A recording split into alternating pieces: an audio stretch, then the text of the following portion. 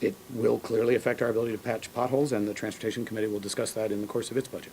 I mean, some of these things we're going to have to backfill. I anticipate, in Health and Human Services, which is my committee, I anticipate we're going to have to take a hard look at what we can afford to backfill with county dollars. And I think the message to that is that this will be a difficult year to launch new initiatives with county dollars because the state's in constrained circumstances, and we're going to have to backfill a lot of these cuts, including the GCEI cut.